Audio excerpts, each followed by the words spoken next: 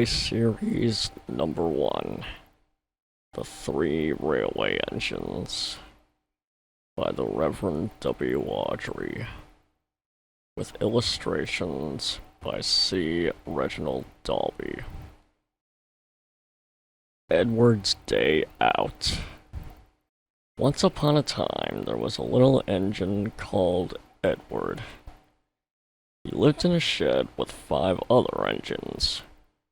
They were all bigger than Edward and boasted about it. "Driver won't choose you again," they said. "He wants big, strong engines like us." Edward had not been out for a long time. He began to feel sad. Just then, the driver and fireman came along to start work. The driver looked at Edward. "Why are you sad?" he asked. "Would you like to come out today?" "Yes, please," said Edward. So the fireman lit the fire, made a nice lot of steam. Then the driver pulled the lever, and Edward puffed away. "Peep, peep," he whistled. "Look at me now." The others were very cross at being left behind. Away went Edward to get some coaches. "Be careful, Edward," said the coaches. "Don't bump and bang us like the other engines do." So Edward came up to the coaches, very, very gently, and the shunter fastened the coupling. "Thank you, Edward," said the coaches. "That was kind. We are glad you are taking us today." Then they went to the station where the people were waiting. "Beep, beep," whistled Edward. "Get in quickly, please."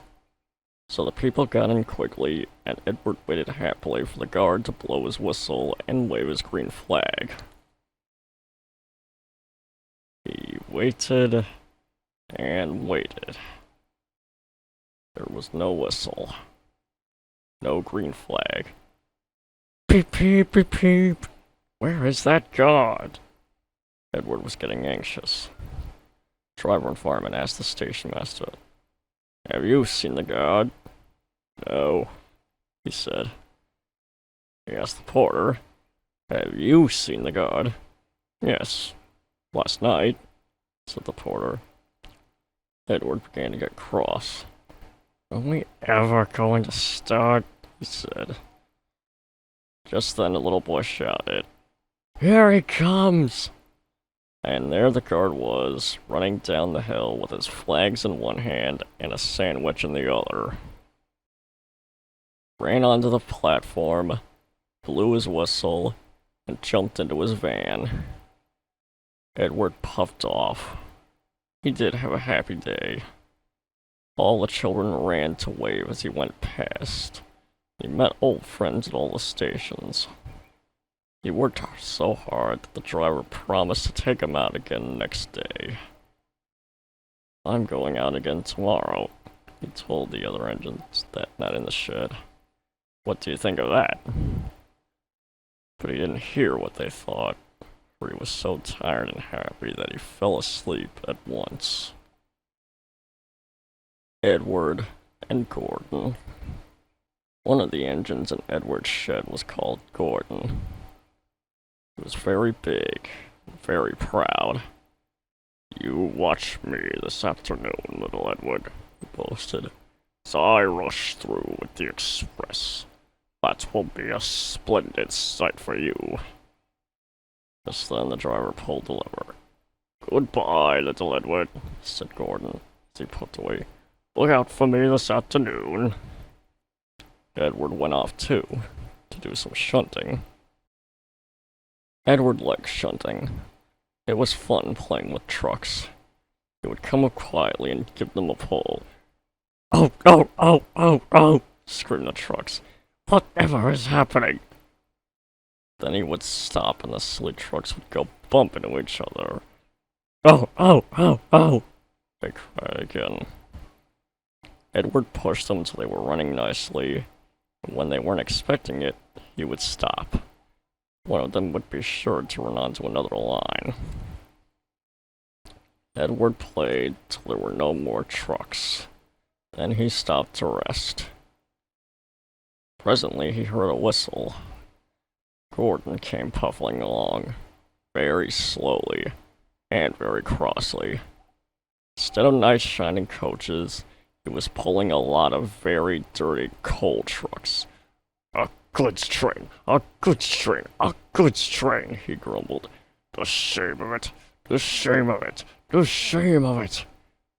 He went slowly through, with the trucks clattering and banging behind him. Edward laughed and went to find some more trucks. Soon afterwards, a porter came and spoke to his driver. "Gordon can't get up the hill. Will you take Edward and push him, please?" They found Gordon halfway up the hill and very cross. His driver and fireman were talking to him severely. "You're not trying," they told him. "I can't do it," said Gordon. "The noisy trucks hold an engine back so. There were coaches now, clean, sensible things that come quietly. That would be different." Edward's driver came up. "We've come to push," he said. "No use at all," said Gordon. "You wait and see," replied Edward's driver. They brought the train back to the bottom of the hill. Edward came up behind the brake van ready to push. "Beep, beep. I'm ready," said Edward. "Poop, poop." "Oh, good," grumbled Gordon. The guard blew his whistle, and they pulled and pushed as hard as they could. "I can't do it. I can't do it. I can't do it," puffed Gordon. "I will do it. I will do it. I will do it," puffed Edward. "I can't do it. I will do it. I can't do it. I will do it. I can't do it. I will do it," they puffed together. Edward pushed and puffed and puffed and pushed as hard as ever he could, and almost before he realized it, Gordon found himself at the top of the hill. "I've done it! I've done it! I've done it!" he said proudly, and forgot all about Edward pushing behind. He didn't wait to say thank you, but ran on so fast that he passed 2 stations before his driver could make him stop. Edward had pushed so hard that when he got to the top he was out of breath. Gordon ran on so fast that Edward was left behind. The guard waved and waved, but Edward couldn't catch up. He ran on to the next station, and there the driver and fireman said they were very pleased with him. The fireman gave him a nice long drink of water, and the driver said, "I'll get out my paint tomorrow, give you a beautiful new coat of blue with red stripes. Then you'll be the smartest engine in the shed." The sad story of Henry. Once, an engine attached to a train was afraid of a few drops of rain. It went into a tunnel and squeaked through its funnel and never came out again. The engine's name was Henry. His driver and fireman argued with him, but he would not move. "The rain will spoil my lovely green paint and red stripes," he said. Guard blew his whistle till he had no more breath, and waved his flags till his arms ached. But Henry still stayed in the tunnel and blew steam at him. "I'm not going to spoil my lovely green paint and red stripes for you," he said rudely. Passengers came and argued too, but Henry would not move. A fat director who was on the train told the guard to get a rope. "We will pull you out," he said, but Henry only blew steam at him and made him wet. They hooked the rope on and all pulled, except the fat director. "My doctor has forbidden me to pull," he said. They pulled and pulled and pulled, but still Henry stayed in the tunnel. Then they tried pushing from the other end. The fat director said, 1, 2, 3, push! But did not help. My doctor has forbidden me to push, he said. They pushed and pushed and pushed, but still Henry stayed in the tunnel. At last another train came. Guard waved his red flag and stopped it. The 2 engine drivers, the 2 firemen, and the 2 guards went and argued with Henry. Look, it has stopped raining, they said. Yes, but it will begin again soon, said Henry. And what would become of my green paint with red stripes then? So they brought the other engine up, and it pushed and puffed and puffed and pushed as hard as ever it could. But still Henry stayed in the tunnel. So they gave it up. They told Henry, we shall leave you here for always and always and always. They took up the old rails, built a wall in front of them, and cut a new tunnel. Now Henry can't get out, and he watches the trains rushing through the new tunnel. He is very sad, because no one will ever see his lovely green paint with red stripes again. But I think he deserved it, don't you? Edward, Gordon, and Henry. Edward and Gordon often went through the tunnel where Henry was shut up. Edward would say, beep beep, hello. And Gordon would say, poop poop poop, serves you right. Poor Henry had no steam to answer. His fire had gone out. Soot and dirt from the tunnel had spoiled his lovely green paint and red stripes. He was cold and unhappy, and wanted to come out and pull trains too. Gordon always pulled the express. He was proud of being the only engine strong enough to do it.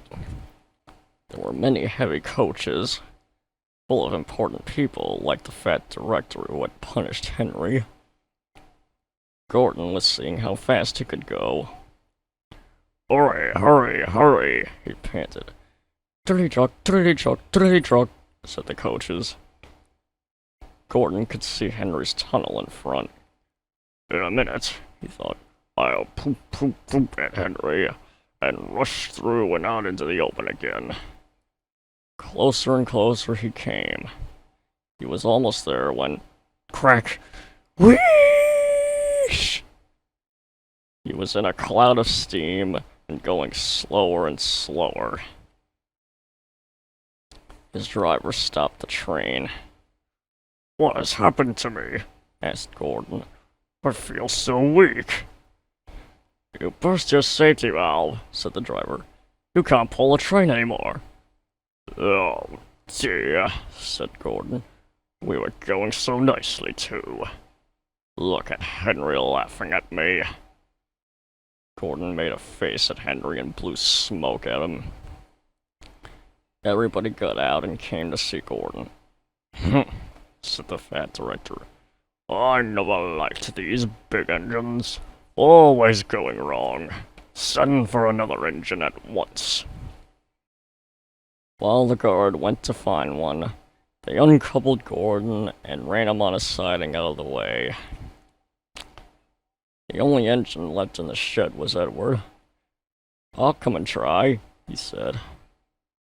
Gordon saw him coming. That's no use, he said. Edward can't pull the train.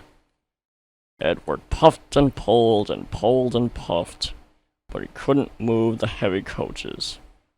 I told you so, said Gordon rudely. Why not let Henry try? Yes, said the fat director. I will. Will you help pull this train, Henry? He asked. Yes, said Henry at once. So Gordon's driver and fireman lit his fire. Some plate layers broke down the wall and put back the rails. When he had enough steam up, Henry puffed out. He was dirty, his boiler was black, and he was covered with cobwebs. "Oh, I am so stiff. Oh, I am so stiff," he groaned. "You'd better have a run to ease your joints and find a turntable," said the fat director kindly. Henry came back feeling better, and they put him in front. "Peep, peep," said Edward. "I'm ready." "Peep, peep, peep," said Henry. "So am I." "Pull hard, pull hard, pull hard," puffed Edward. "We'll do it, we'll do it, we'll do it," puffed Henry. "Pull hard, we'll do it, pull hard, we'll do it, pull hard, we'll do it," they puffed together. Heavy coaches jerked and began to move. Slowly at first, then faster and faster. "We've done it together, we've done it together, we've done it together," said Edward and Henry. "You've done it, hooray! You've done it, hooray! You've done it, hooray!" sang the coaches. All the passengers were excited. The fat director leaned out of the window to wave to Edward and Henry. But the train was going so fast that his hat blew off into a field, where a goat ate it for his tea. They never stopped till they came to the big station at the end of the line. Passengers all got out and said thank you, and the fat director promised Henry a new coat of paint. "Would you like blue and red?" "Yes, please," said Henry. "That'll be like Edward." Edward and Henry went home quietly, and on their way they helped Gordon back to the shed. All three engines are now great friends. Wasn't Henry pleased when he had his new coat? He is very proud of it, as all good engines are. But he doesn't mind the rain now, because he knows that the best way to keep his paint nice is not to run into tunnels, but to ask his driver to rub him down when the day's work is over.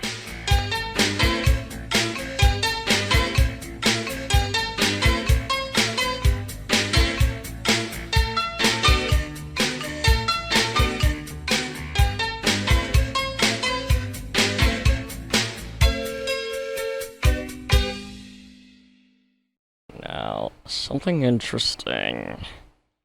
Throughout this video, I have been showing you artwork of the re-released version of the book, which contained the artwork done, as I mentioned, by C. Reginald Dalby. But in the first edition, released in 1945, the artwork was done by a different illustrator, William Middleton. And as you can see, his style was far, far simpler than Dalby's. Flat colors, simple designs, toy-like engines with flat faces and simple facial features, and yeah, your mileage may vary. So they brought the other engine up, and it pushed and puffed and puffed and pushed as hard as ever it could. But still, Henry stayed in the tunnel. This engine looks like James, but it's not. Now Henry can't get out, and he watches the trains rushing through the new tunnel. He is very sad, because no one will ever see his lovely green paint with red stripes again. But I think he deserved it, don't you? This all seems very uneconomical, and very bleak. Oh, well, early installment weirdness.